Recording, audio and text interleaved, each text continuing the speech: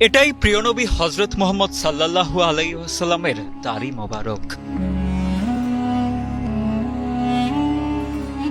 ফরিদপুরের এই মসজিদটিতে এখনো সযত্নে সংরক্ষিত রয়েছে প্রিয়নবী হযরত মুহাম্মদ সাল্লাল্লাহু আলাইহি ওয়াসাল্লামের দাড়ি মোবারক। প্রিয়নবী হযরত মুহাম্মদ সাল্লাল্লাহু আলাইহি ওয়াসাল্লামের দাড়ি মোবারক, হযরত আলী রাদিয়ানহু, হাসান ও হুসাইন রাদিয়ানহু এর জুলফ মোবারক, বড় পীর আব্দুল কাদের জিলানী রহমাতুল্লাহি আলাইহি আনহুর পোশাক সহ ইসলামের প্রাচীন নিদর্শনগুলো। এই মসজিদটা নামাজ পড়ে যখন দিলটা ঠান্ডা হয়ে গেল, তার পিছনে কারণ হলো এখানে হুজুর পাক সাল্লাল্লাহু আলাইহি সাল্লামের নাকি দাড়ি মোবারক আছে, সেটা আমি নিজের চোখে দেখলাম, এবং হযরত আলীর মুস মোবারক এবং আরো অনেক ওলিয়া উলিয়ার কিছু নিদর্শন এখানে আছে। আমরা নবী করিম সাল্লাল্লাহু আলাইহি সাল্লামকে দেখতে পারিনি, কিন্তু এখানে আসার পরে ওনার দাড়ি মোবারক এবং জুতা মোবারক দেখে আমাদের যে প্রশান্তি, দিলের ভিতরে যে প্রশান্তি, আসলে একটা অন্যরকম অনুভূতি হয়েছে আমাদের ভিতরে। এটি ফরিদপুর শহর থেকে প্রায় 7 কিলোমিটার দূরে অবস্থিত গেরদামিয়া বাড়ি জামে মসজিদ। মসজিদের একাংশে নামাজ আদায় করা হয়,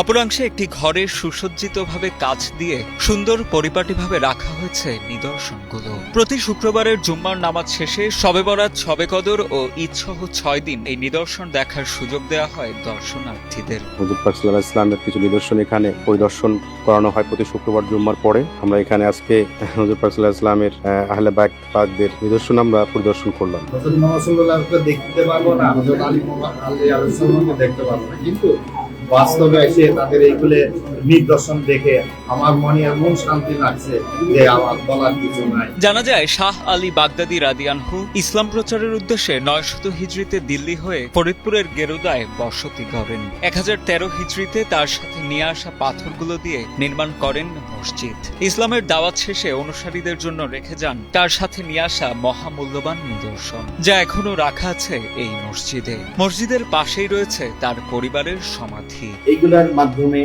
ওনার যে কাজগুলো করে গেছেন আমরা সেই কাজ করতে পারি, তাহলে আমার কল্যাণ। আমার অনুভূতিটাই এটার মাধ্যমে আমরা এমন একটা শিক্ষা নেব যে আমাদের জীবনটা ওনাদের মতো করতে পারি, করতে পারি।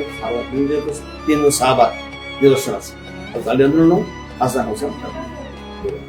এই জন্য সাহাবারা যেভাবে অনুসরণ করছেন আমরা সেইভাবে সাহাবারা যেভাবে তার জীবন গঠন করছেন আমাদের সেইভাবে এইগুলো দেখার মাধ্যমে আমরা এগিয়ে চলছি। স্থানীয়রা জানান, ঐতিহাসিক মসজিদটি ইসলামের ইতিহাস বহনকারী এক অনন্য কেন্দ্র, তাই এর যথাযথ সংরক্ষণ ও পর্যটন উন্নয়ন জরুরি। নিয়ামতের আঙ্গিকে এখানে যদি আরো বড় পরিসরে মানুষের খেদমতের জন্য, ইসলামের খেদমতের জন্য যদি আরো ব্যাপক আকারে বিস্তার লাভ করানো যেত, শিক্ষা প্রতিষ্ঠান, বিভিন্ন ইলমে দ্বীন শিক্ষার একটা প্রাণ কেন্দ্র হতে পারত ফরিদপুর অঞ্চলের ভিতরে।